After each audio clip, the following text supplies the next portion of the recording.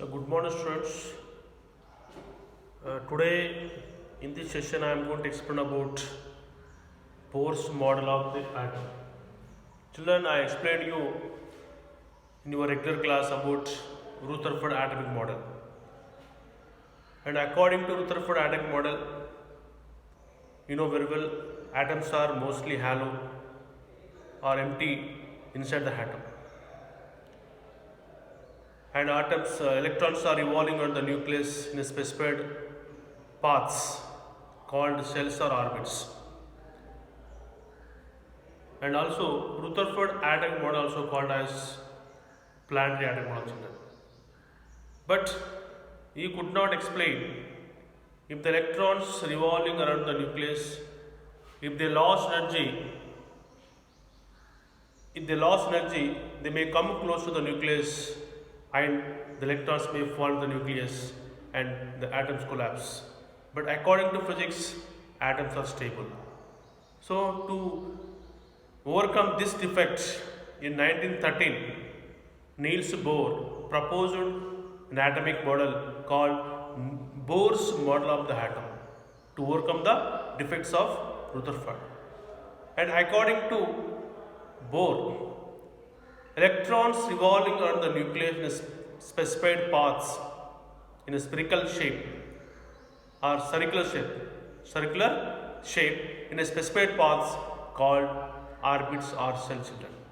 So, for example, children, you can imagine here in the nucleus, and electrons revolve in the nucleus in a specified orbits or cell, children.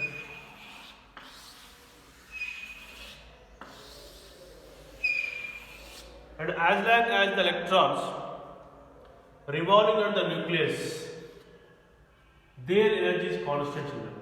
Their energy is constant. The constant energy orbits or cells are called stationary cells or stationary orbit, children. Stationary cells are stationary orbit. Stationary cells are orbits. Stationary cells are stationary orbits, children. And so, as long as electrons are revolving the nucleus, the specified paths are cells, and their energy is constant. So, those constant energy paths or cells are called stationary cells or stationary orbit, children. And these stationary cells or orbits are designated by the symbols KLMN, KLMN, etc. with respect to n equal to 1, 2, 3, 4, etc. These stationary cells are designated by the symbols K. For example, children, here K and L and M and N, so on, children. With respect to n equal to, if n equal to 1, children, for n equal to 1, K cell, n equal to L cell, n equal to 3, children, and n equal to 4, M cell, N cell, so on. Okay, so electrons revolve in the nucleus in specified paths or cells are called stationary orbits or cells, and each and every stationary orbit or cells are designated by the symbols K, L, M, N, etc. children. And here, the cell which is very close to the nucleus, the cell close to the nucleus, the cell close to the nucleus,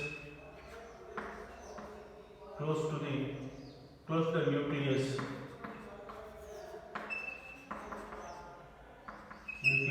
as least energy, children, compared to the cell which is away from the nucleus. So here, children, you know very well, K cell is the least energy cell, children, least energy, and N cell is the highest energy cell.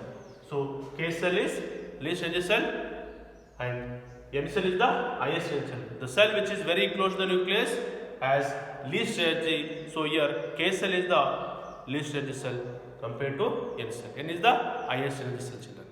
And here the electrons when jumps from lower energy level to higher energy level. The electron jumps from lower energy level to higher energy level, children. The energy is released. The energy is released or liberates.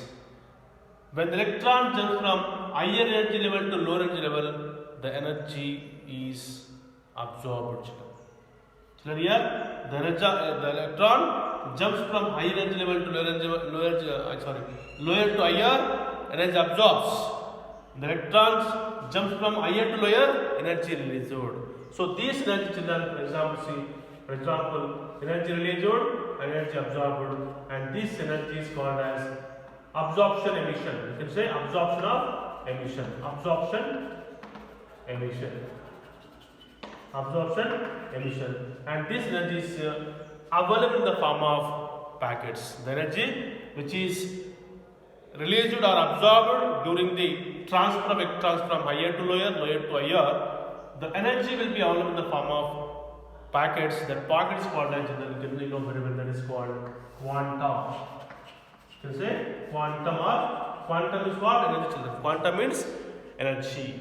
Quantum means energy, children. Okay? The energy which is absorbed or released during the transfer of electrons from one orbit to another orbit, that is higher from lower from higher. The energy available in the form of packets. That packets is called as quantum. Quantum is energy. And here this also could not explain complete structure of atomic model, children. Even Bohr also could not explain for the formation of chemical bonds. Drawbacks, we can say that limitations of Bohr's model. So this model is exclusively only for hydrogen atom, children.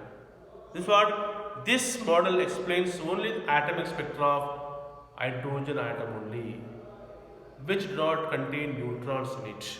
And this atomic model could not explain for the atomic spectral lines of the atoms which are having more than one electron in it, like helium, lithium, beryllium, boron, etc. children. So this is the first drawback of Bohr's model. Second drawback is, and this model could not explain about the Zeeman effect and Stark effect. So what is Zeeman effect, children? Here Zeeman effect nothing but the splitting of spectral lines in the presence of magnetic field is called Zeeman effect. Okay, and this model could not explain about the Zeeman effect of spectral lines of higher atoms of elements. At the same time, Stark effect.